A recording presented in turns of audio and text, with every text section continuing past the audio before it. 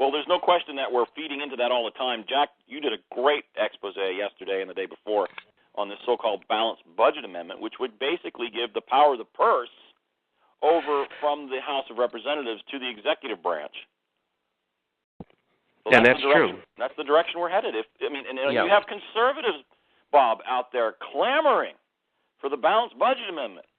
Well, okay, so the next step seems to be that we have to get the press to acknowledge that those people storming the gates of the District of Corruption are freedom fighters.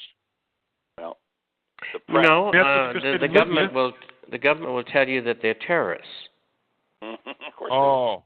Okay, you have no access. The government's saying that the people in Libya that just did that are freedom fighters. Al-Qaeda is now freedom fighters, yes. Yeah. Well, all of those people were Taliban and Al-Qaeda, who were controlled and have been from the very beginning by the CIA and MI6. And the man who ran the operation lived for the last 20 years in Virginia, and he's a professional employee of the Central Intelligence Agency. And I can't remember his name, so we don't need it. And the thing was set up for a number of reasons. Gaddafi would not join AFRICOM, which was a creature of the new American century, and the neocons, and we still have neocons in office. Second of all, he wanted a gold dinar. The answer was, no, you can't do that because we don't want that. Number three, what was the powers behind government after? They were after 4 major water aquifers, the best oil in the world, the second largest inventory of oil in the Middle East, a sovereign wealth fund of which 60% was in Europe and 40% was invested in the United States, aggregating $100 billion. They've already stolen that. They've already stolen that. Okay. 143.8 tons of gold that they're in the process right now of stealing. Oh my goodness! And the dismemberment. You're not saying that Gaddafi is a good guy. None of that is saying that. To his people, he was very good. Okay. He wanted to nationalize the oil industry and make every person in the country a shareholder. Wow. In all of the oil that came out of the ground. Oh, my goodness. You couldn't have that. You couldn't have an example like that for the rest of the world to follow. Well, what about the news that's there all the time about him just randomly killing his people? I don't know. Maybe he was. He was very popular. Well, who were the people he was killing? I don't know. It's hard to say. Know either. They could have been Al-Qaeda. They could have been anything. Well, that's it. I can't answer all the question. All we know is what the media talking heads tell us, because we have no way to find out what the truth is, and they just set it up all the time. Right. This is it over and over and over, and I'm just disgusted. Look, I'm not trying to set this guy up for beatification. Right. Well, we know, we get it. He's not a good guy. Right.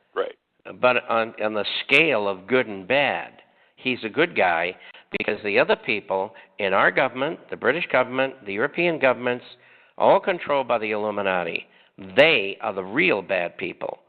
And that's why we have programs like this, to tell people that you don't understand what's going on, and we're here to tell you what's going on because we know what's going on, and we've done this for years and years. Myself, I'm going into my 53rd year, and so I have a lot of knowledge on the subject.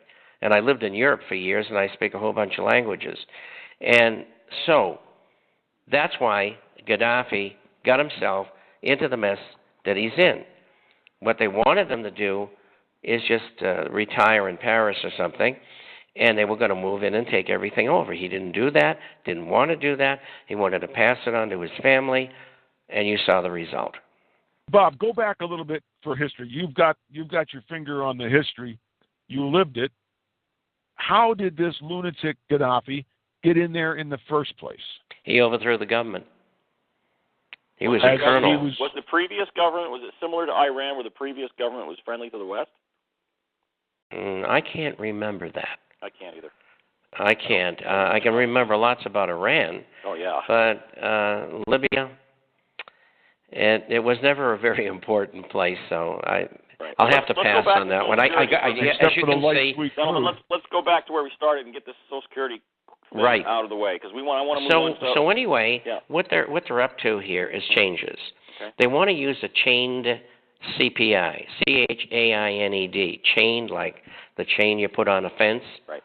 And the CPI is one vast lie. Consumer Price Index, inflation.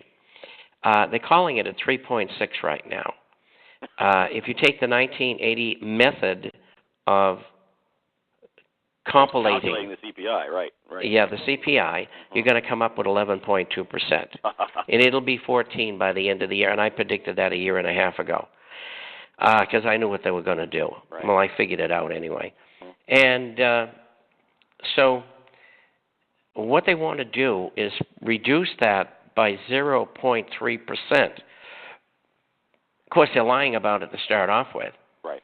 And then if you reduce it by that much, they'll be able to suck out funds that can go into the military-industrial complex to have more wars. And those wars will confuse you and misdirect you so that you're more interested in the wars or the possibility of having a war on American soil than you will about the financial and economic conditions in the country. That's why they do those things. They do it through propaganda, and they own the major media throughout the world. Right, not just the U.S. There's and you know how they allow us on the radio, I'll never know. They have to be dumber than dumb, believe me, because the information we're putting out, I'm doing 40 hours a week on radio all over the world. And we're reaching millions and millions of people every day.